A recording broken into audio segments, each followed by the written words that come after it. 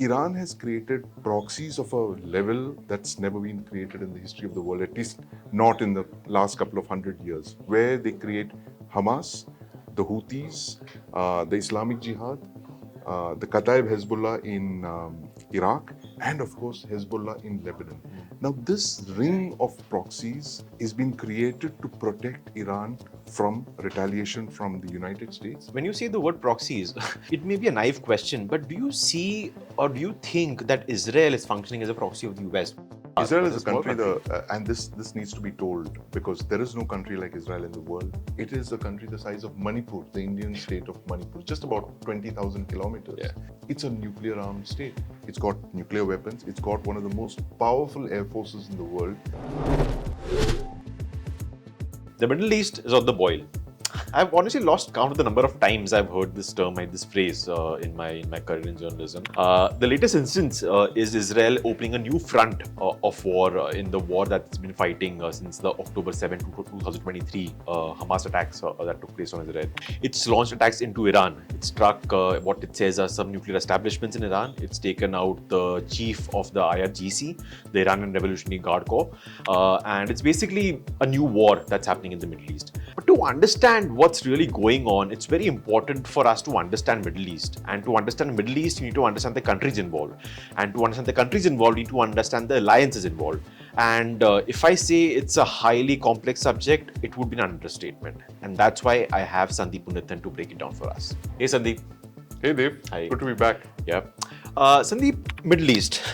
I don't think there's anybody in the world who can claim to understand that region fully to the fullest extent. But I want a crash course from you because I know the bare bones bit of it. Okay, I know there are countries, there are Islamic countries. You have the Sunni group, you have the Shia group, and you have the Jewish country, Israel. Yes. That sees an existential threat in many of those countries. So break it down for us. What is the Middle East? Who's involved? Who's fighting whom? And very importantly, why? Right. How much time do I have? I mean, depending on that. I mean, obviously, the Middle East is a very complex place. Thousands of years of history, right? Yeah. But to make your job easy, I will start with a date. The date that's in question here, which you mentioned, 7th of October, 2023. What did the Middle East, or as we call it, West Asia, look like on the 7th of October, 2023? Yeah. The morning of 7th of October. Let's just start at the beginning of the 7th of October, the present crisis. You have Iran, which has created a Shia super state of sorts, which has never happened in its history, where you can drive from the Mediterranean Sea to the Arabian Sea, crossing three big countries. None of them are Sunni or Arab. They're all Shia. So you have Syria, which is Alawite, a Shiite sect, which controls a Sunni Arab majority country, but the ruling elite is essentially Shia. Next to that, you have Iraq. This was exactly the reverse. You had a Sunni Arab minority controlling a Shia Arab majority until the United States intervened in 2003. They unseated Saddam Hussein, and lo and behold, the Shias come to power over there. And next door, you have the Islamic Republic of Iran, where 1979, that revolution brings Khomeini to power, and his successor, Khamenei, is now ruling. So you've invariably created this Shia super state.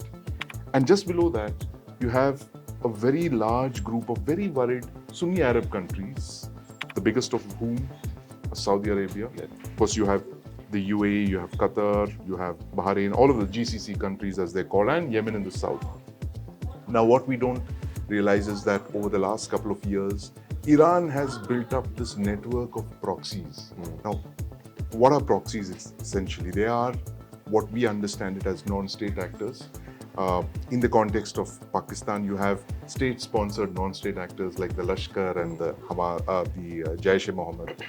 Iran has created proxies of a level that's never been created in the history of the world, at least not in the last couple of 100 years, where they create Hamas, the Houthis, the Islamic Jihad, the Kataib Hezbollah in Iraq, and of course Hezbollah in Lebanon.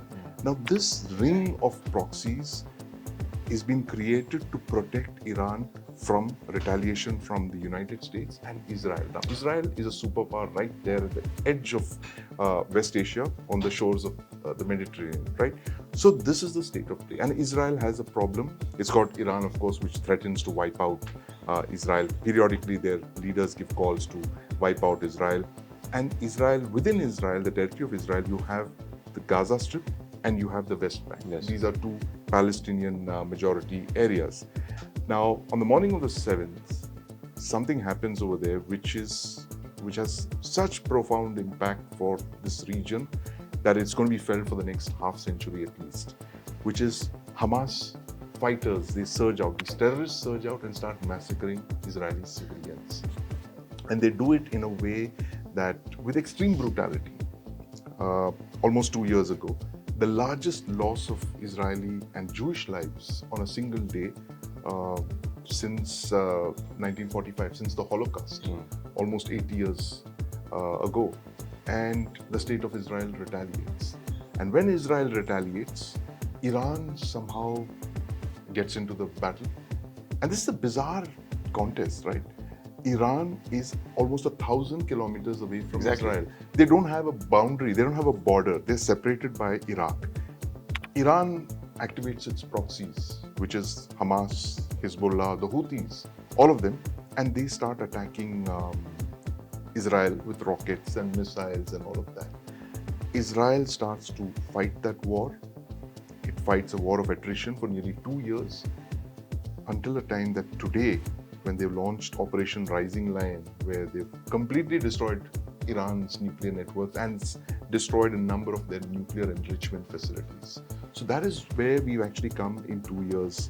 But you know, one very significant thing that was happening on the 7th of October, 2023, the morning of the 7th of October. Now, while you have these two parallel blocks, you have the Shiite bloc and you have the Sunni Arab bloc, something else was going on there. Very, very profoundly impactful in the region, which was the Abraham Accords. Yes. Just 3 years prior to the 7th of October, the United States mediated a truce between Israel and the Arab countries. Of course, Iran was completely left out of it. It was for the Arab countries to finally give recognition to the state of Israel, something that they hadn't done for almost 80 years. And they said that we will recognize Israel, provided they give guarantees for the Palestinian, all that. They have a list of requirements, but Bahrain had already, recognized Israel. That's a big thing. The UAE, United Arab Emirates, another very important country in the Gulf, recognized Israel. And now the final big handshake was going to be between the Kingdom of Saudi Arabia and Israel. Now that would have completely transformed the region, because as you know, on September, you had the G20 meeting here in New Delhi. Prime Minister Modi chaired that meeting, and a very, very important project was announced there. The India, Middle East, Europe Economic Corridor, which was premised on the fact that the Abraham Accords would create the ground for diplomatic relations between the Gulf countries, the GCC, and Israel. And of course, Israel, the location where it is in the Mediterranean, it would actually see an economic corridor built through that. But the 7th of October changed all that. So to extend your point, when you say the word proxies, it may be a naive question, but do you see or do you think that Israel is functioning as a proxy of the US? Because, this morning, for example, when the attack was launched, the reports that have come in, they want to convince the world that the US either was not in agreement of it or it had not really given the backing for it. Is that really possible? Because the way you describe it, Israel is a small country. It may have a lot of military power. Israel is a country, and this needs to be told, because there is no country like Israel in the world. It is a country the size of Manipur, the Indian state of Manipur, just about 20,000 kilometers. It's a nuclear-armed state. It's got nuclear weapons. It's got one of the most powerful air forces in the world. I've been to Israel a number of times, 3 times, and every time I come back, marveling at the spirit of the people. What are nations? Nations are not just geographical boundaries or, physical features or buildings or monuments. They are all people. What is the quality of the people that make up nations? And Israel's thing, they've got a very extraordinary set of people who've been through a Holocaust, where the last attempt to physically eradicate a people was made not in our lifetimes, probably in our parents' lifetimes or grandparents' lifetimes. And they've emerged from that and they've created this solid bedrock of a state called Israel, which protects itself with nuclear weapons, and it has alliances with the West.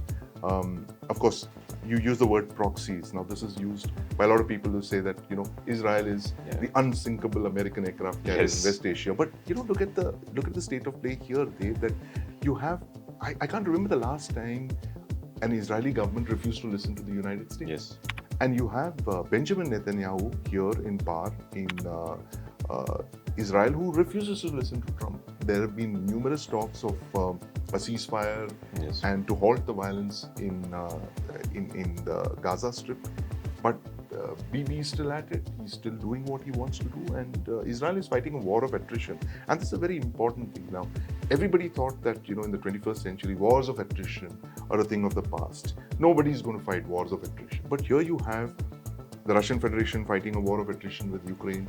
It's in its 4th year. It will possibly enter its 5th year next year. You have Israel going on this war of attrition against Iran, its proxies, Hamas, Hezbollah. It's wiped out the leadership of Hezbollah. It has attacked Iran's military leadership as well. So Israel is not playing by the games, playing by the rules, if you can call it that. It's doing what it thinks is in its best interests. Yeah. Right. We'll keep it at that on this short video because I think things are still unfolding and it seems to be a mess right now, and we'll keep a close watch on this, and we'll get back to you with more when we know more. Thanks, Sandeep. Thanks, Dave. Thank you.